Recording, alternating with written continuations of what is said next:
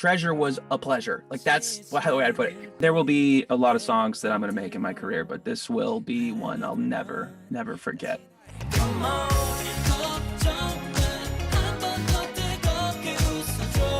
Hey guys, we're How You Doing, and we are here to talk to Kenny, aka H. Kenneth, who is one of the composers of Treasure's new title track, My Treasure. We are super excited to see what he has to say about the boys, about the song, about the collab. So shall we get him on? So it is absolutely lovely to have you here. Welcome to our channel. First of all, could you just give a quick introduction? Who are you to our viewers, please? My name is H. Kenneth. You can call me Kenny. I am currently residing in Nashville, Tennessee. I've been here for a little over a decade. I'm a songwriter, producer, artist. I put out songs on my own, and I produce and write songs for other people. I saw on your Instagram that you said to someone that you've been excited about My Treasure coming out since they released Boy. So I guess you've known since then. How did it come about? Well, the music industry is a weird animal, and that song, My Treasure, was actually written and ready to go like a year ago. It's strange because when you write a song for whatever purpose, whatever artist, or whatever you want to say, it does take a long time for it to kind of come to fruition. That song was written a while ago, I think, before their first single even came out, before Treasure put their first song out. And it kind of was one of those things where, the label and the A&Rs and everybody were like, we love this. This is gonna be great. It's gonna be on the record. But the industry is weird because you never really know until you know. And so it was a lot of waiting. It was a lot of, I want to tell everybody, but I can't tell anybody. So how long was the full process, sort of from the start when you kind of had an idea for a project right up until the end where it was finished, you had the whole song ready? K-pop is not an easy genre of music to write. It is not simple. All of the musicality of K-pop is just so deep.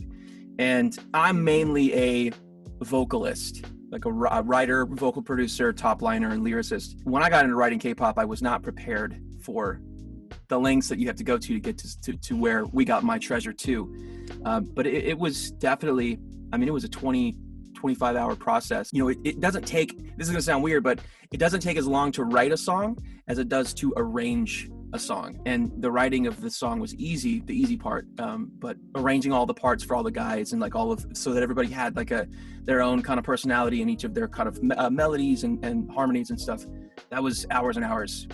It was not quick. So when you're doing that part in terms of the arrangement, is there a lot of involvement from their team on that part, or do they entrust all of that upon you? What's that relationship like? So it's funny, the way that I work a lot right now, because I'm remote, I'm in Tennessee. So a lot of the stuff that I'm asked to work on is very much let's try this. Will you try writing something to this track? There's this thing, and we just write some melodies and stuff to it. And from that point, there's a collaborative songwriter producer that I work with in LA that this song actually came to me through. His name's Chris, and Chris, we're best friends, and he gets me up for this stuff now and then, but it was very collaborative on that side. He and I, obviously, we'll get on Zoom like this and we'll kind of throw ideas back and forth. So this was interesting because we did have a point in the production and writing of this song where we had delivered all of my vocal parts and the parts that Chris and I had written together to them, and then they came back to us and asked if we could do a few more ad-libs, like a couple of just like crazy background stuff in one specific section. For one of the guys. This is months and months after we had finished the song, and they just wanted a few pieces, just to get that little cherry on top in the last 30 seconds of the song. And that was interesting. Up to that point, I hadn't heard the guys' version. I hadn't heard them singing the song. And so they had sent a little snippet of the guys on the track, and I was like, oh my God, this is so good. Right. It's so good. And so I had to kind of lay in a piece of what I was hearing in the background of what they had, send it back, and then they kind of made it their own. Yeah. Oh, that's amazing. So it was a really little back and forth. That's really cool. Fans that have listened to the song and watched the music video, they obviously feel like it's related to the current situation of the world, the pandemic, that kind of thing. Now, this was obviously written ages and ages ago. So what was the initial concept for this song? Was it very different to what it became, or? Yes and no. So it is interesting because, again, I'm a songwriter, producer by trade. That's my job. In my approach to songwriting, just as an individual, a lot of my technique in creating a song in 3 minutes or 3.5 minutes is to create a story that somebody can connect to. And whether that's me, you, our parents, someone we've never met in our lives, somebody can hear it and connect to it. And a big part of that to me is putting some kind of soul of reality in it. And so writing something that is real about the world that is actually happening is paramount to me in making a song mean something. A lot of the songs I write actually have a piece of that, like times are tough, not everything is perfect, but everything's gonna be fine. It's sort of this, sunshine after rain kind of thing. That's kind of how I write songs. And I take it into every session. And because we're all going through something, right? Everybody's got a different story. Everybody's got a different thing going on that isn't the best. And they don't always feel okay. They don't always want to tell people about it. And we deal with things alone. And before the pandemic, before this whole thing happened, things were still like, things weren't perfect before things got bad. They were bad and then they got worse.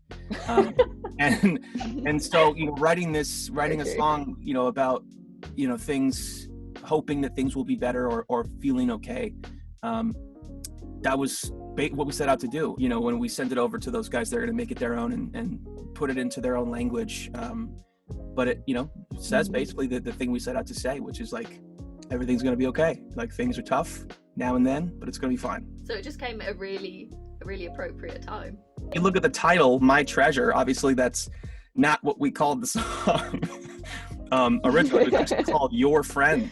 Your Friend. The original title. And, obviously they took it to a point where they really connected to it with the guys, and now it's the title track of their album. And I could not be more excited. Chris, my buddy in LA, a producer, co-writer, when he told me, I was just like, what? I mean, that's a big compliment. I mean, that's the first time I've ever had a song with an artist that is their title track and also has their own artist name in the title.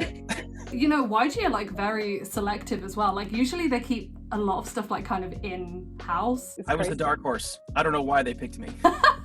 No, don't say that. Because it's an amazing song, that's why. We have a few questions from fans of Treasure. So we have one from Ben from Twitter. What's up, he Ben? wants to know, many articles and even fans have pointed out how theatrical the song feels. And he's wondering, did you happen to draw any inspiration from musical pieces when you wrote this? It's interesting that he asks that. It's a great question, Ben. I'm not going to say that we specifically for this song referenced any musical Broadway stuff. Obviously when you watch the music video for this song, it's huge, it's massive, and it feels like a movie, and it feels like a big production. When I went to college, I have a degree in vocal performance and jazz, and I did study musical theater, and I was in a couple of productions against my will. I have a little background in that, and actually there's a writer that is like a top 40 worldwide hit songwriter named Ross Golan, he's written songs for like Ariana Grande and like the Jonas Brothers. Ross is a musical theater guy. Like he literally wrote a play on Broadway, and his approach to pop songwriting is like, basically, he wouldn't say this, but this is what I've gathered. It's the main character in the show, and it's their big breakout anthem in the show, in the play. And that's how he writes his hit songs. He's like, what was the main character who's about to have that big moment in the show? That's how he kind of writes his hit songs. That's what I've gathered from his approach. And so I implemented a lot of that stuff in my writing as well. So in a way, yes, Ben, there is a bit of musical theater influence in that, yeah. But how did it feel when it was finally released out into the public? Crazy. That's the best word. Crazy. It felt crazy. I've been writing songs professionally and making a living from it, luckily and gratefully, for about 6 or 7 years. But this song, Treasure, recording My Treasure with my melodies, was another level. It's such an incredible thing to see such an incredible group with a great killer team and an amazing following, an amazing fan base, put a song that I helped create out into the world and everybody connect with it the way that I always hoped that they would. That is a crazy feeling, guys. Highly recommend it. That's amazing. And it's pretty obvious how fans feel about the song. They make that very clear all over the internet. There's reactions everywhere. There's people tweeting about it all the time. It's all over social media. Do you like to see what the public think of your songs? Do you enjoy the response, the reactions, or do you try and avoid it? You know what? The thing that I try to avoid, this is gonna be so meta. I try to avoid interviews. Oh God, we're so sorry. This is fantastic, and I'm loving this because you guys are great. The questions are perfect, and I'm so passionate about the song and the project. I don't love having my photo taken. I don't love being in front of people. I had a life in a band a while ago that was fun, and then I kind of was like, I'm too old for this. I don't love having to be the center of attention, but I do absolutely love, like I just said, like when somebody connects with a song that I helped touch and create. There's no other feeling like that, dude. Like that. Absolutely, I love watching people love on it and just respond. And again, the guys put out an insane record. All the songs are so amazing. I mean, I'm a huge fan of that band. I mean, I was a huge fan of them before I even, got definite word that the song was going to be on the record. I was listening to Boy and I Love You and oh my God, it's so good. I mean, it's such an absolute, like, addictive song. And that's the kind of song, obviously, I love to make stuff like that too. But again, it's like when somebody is connecting with something that I made specifically, it's just another level. So I've been trolling Twitter. I've been looking at what people are saying. And obviously I keep searching. Like, again, I've discovered a lot about the Korean music market and sort of the ways that people consume over there, and the charts and the tracking, and it's crazy. It's super exciting. I'm definitely watching everybody love on it. Have you seen the response to the reactions on YouTube? Because I'm gonna be honest, a lot of people cried when they saw the music video and the song. What? I haven't seen any of those, but somebody reacting so emotionally to a song, that's amazing. That's amazing. And I really hope that the people that are crying because they love it. Well, I'm totally not talking from experience. When you are writing a song, do you ever sort of imagine what the final product of the music video is going to look like? I mean, you were kind of talking earlier about you write it as if it's the main character, so I'm guessing you do have an idea. But sort of, how did it compare to what they actually made? Like, what were you thinking in your head when you made the song? Nothing like what was in my head. Yeah, no. Oh, really? Yeah, no. It's again, part of my job job is writing songs for film, for TV, for visual, right, for media. And so I have to think about the ending, and that includes consumption. On a business side, when you're writing a song, you have to think, like, obviously you have to make something people are going to connect with, but then you have to think about the commercial viability of something. And the commercial viability of something includes potential visual elements. And so, yes, I think about a visual every time. I've written a bunch of K-pop songs, in the last few years. And this is the first major one I've had kind of play a role in that's come out at this level, but I reference things. And sometimes I will literally, when I'm writing a song or if I record a song, I'll go on YouTube or on some artist's Instagram, find their visual, and I will mute their song and play mine or ours. Oh. Because it helps. It helps to get a sense of, like, okay, this is where I think the visual could go with this. Let me play it, watch it, and feel it to see if it makes sense, if we're getting it to where we think it should be. And I do remember I was working on that song, and there was another song that had been referenced either by Chris in LA or A&R. I don't remember what group it was, man. It was something very, very, like, it had a very throwback 90s element to the style. And you can probably gather, like My Treasure has a kind of a 90s, almost a Bruno Mars thing, swaggy, kind of like throwback neo soul. And so we definitely referenced a couple of music videos, but those videos, as great as they were and as talented as those artists were nowhere near the quality and presentation that My Treasure ended up having. I mean, you look at the video, and, like, they're on this massive sound stage with crazy props, all these lights. Like, it looks like a show. Like, it looks like you're on Broadway, when you're watching the music video. So that definitely blew my sense or idea of what the visual could be completely out of the water. It was, like, super exceeded my expectations. I suppose you didn't imagine they would ever be dancing on top of a cake or anything like that. Nope, wasn't the first thought. No. Maybe dancing on top of a pie, but not a cake. Pie. On that note, if you did happen to have the opportunity to work again with Treasure, what kind of sound would you want it to have? Like, are you interested in like mixing it up? Absolutely. The one thing that I feel like happens a lot of times with writers and producers is, once you kind of have success with one thing, it sort of becomes like your thing. And that is both a blessing and a curse. It's good to know that somebody will think of you when that thing is needed, and they'll be like, all right, you're the best at this. We need you. So you can do the thing. So, I do quite a bit of what My Treasure stylistically is, just because I'm a huge pop fan, and, I come from a background in jazz and I love all kinds of music. It's kind of just fun melodies and just like poppy, bubbly stuff is super fun.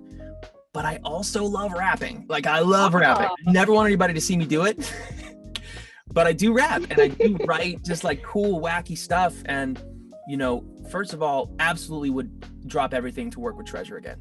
Absolutely. Treasure was a pleasure. Like, that's the way I'd put it. I would do it 1,000 more times. And obviously because they're just an amazing act and just they're all around solid team. And so, if it comes down to working with Treasure again, yes, absolutely. Stylistically, sound wise, I'm wide open. I don't know what it would sound like. I don't know what I would want it to sound like. I'm kind of a chase the vibe kind of writer. Whatever comes out, I guess. I am working on more songs for a couple of artists, and a couple of K-pop artists. Yes. Oh, okay. And there's one in particular that I'm working on with my collaborator Chris in LA.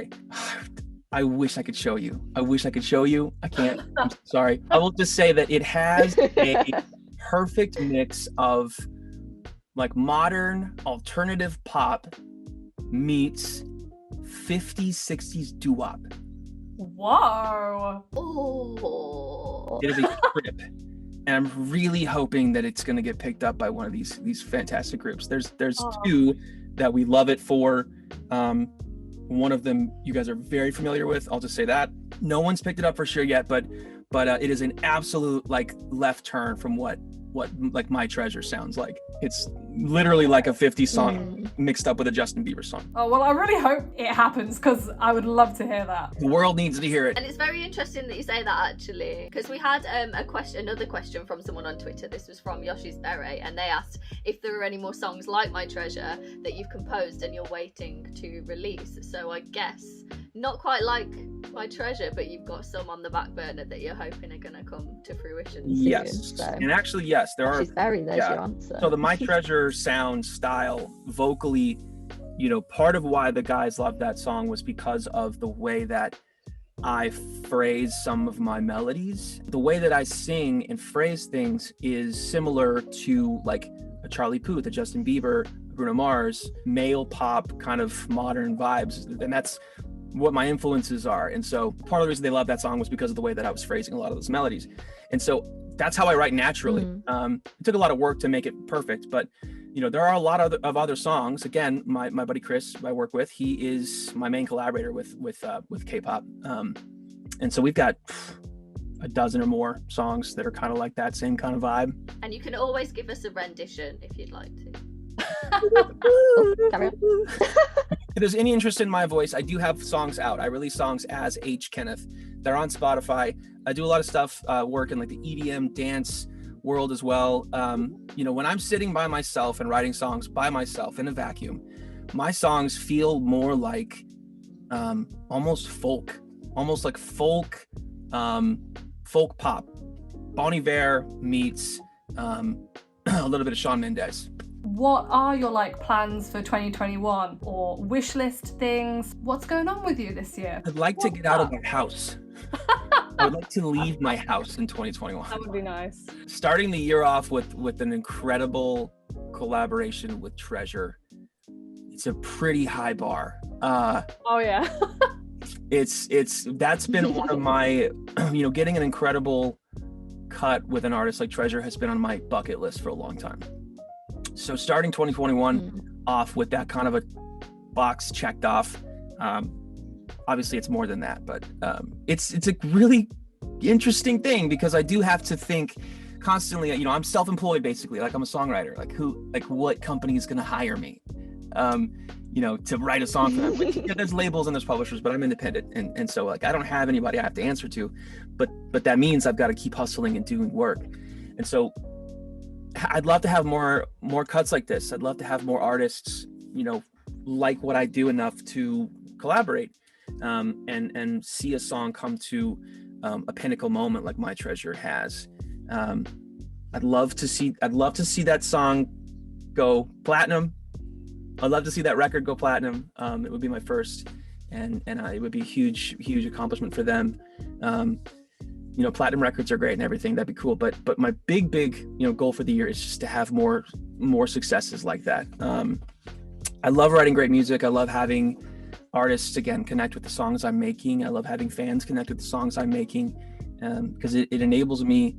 It's sort of like I tell my collaborators, making music to make money is not the goal. Making money off of music to make more music, that's the goal. So, more cuts, cool. I'd love to be able to travel out maybe to Korea, to Seoul, to do some work there in person. Would love to be able to vocal produce with the guys or some other teams in person, and just kind of make more great songs with more great teams.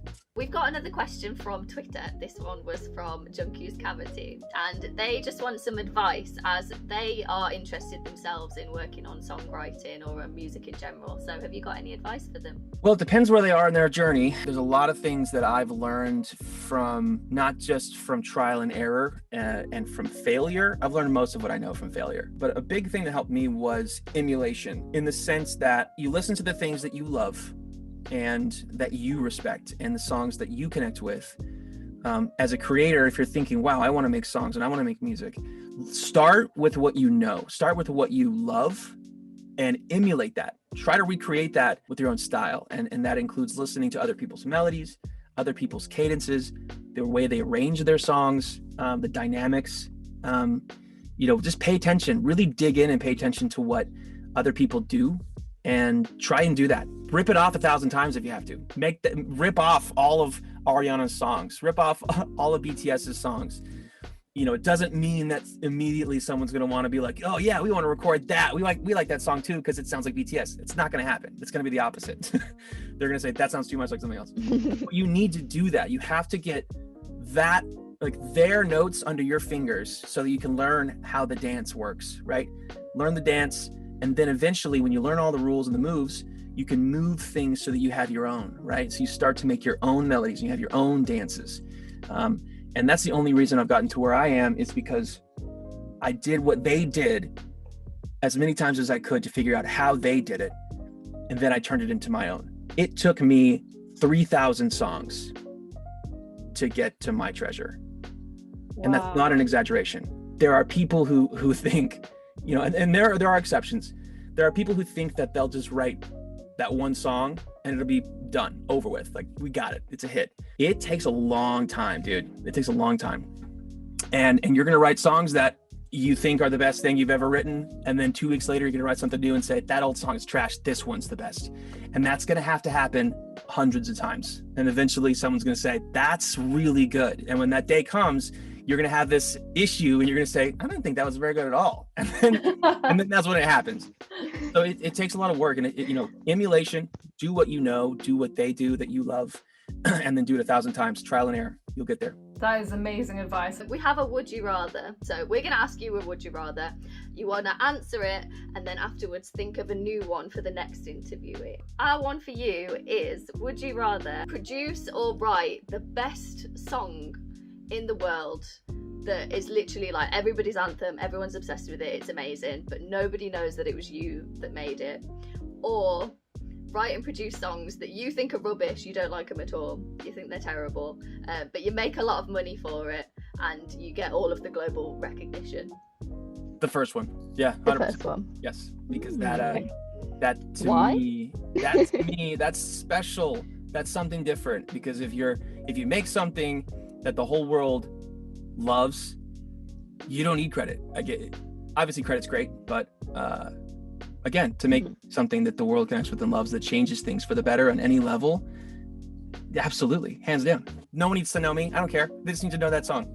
And can you make a would you rather for our next interviewee? Would you rather have no hands or have no feet? Oh, Good one. Thank you. We will pass that on. that one. Simple one. It's a simple one. We will pass that on. Wrapping up, do you have any final thoughts that you want to pass on to the fans of Treasure and the Treasure members themselves and YG? Thank you. Everyone, all across the board, fans, label, Treasure, producers, everyone, thank you. Because it doesn't work without you. With every piece being there, including the fans. It's not just like, oh, the song's out, finished.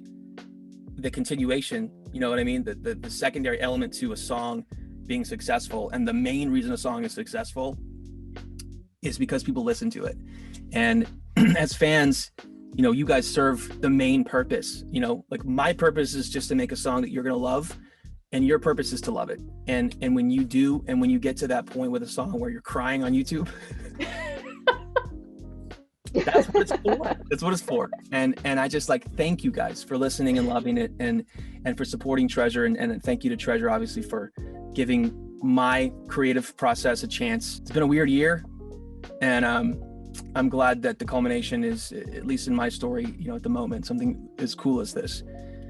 So thank you guys, and keep on keeping on. Everyone's gonna be okay. We're all gonna be fine. It's not gonna be weird forever. And maybe someday we'll all meet in person. Who knows? Oh, that was really lovely. Thank you for that. I'm sure a lot of people need to hear it for sure. Guys, this has been great. I really love this. This has really been Aw. nice. Thank you for thinking of me and for including me. We were so excited to talk to you. I think for a lot of Treasure fans, this is their favorite song that they've released so far. So Wow.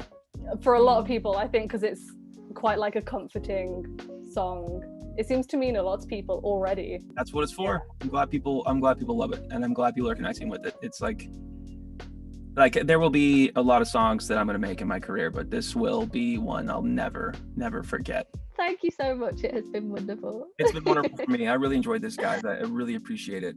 There we go, guys. That was the interview. Thank you so much again to Kenny for the interview, because it was amazing. We learned so much from him, and it was just such a lovely chat. So thank you very much, Kenny. And guys, please let us know your thoughts on the interview down below. We will be back again next month for another interview, so look out for that. And don't forget to like and subscribe to see that. Turn on notifications so you know when new videos are out, and check out our Patreon for more exclusive videos. And we will see you soon.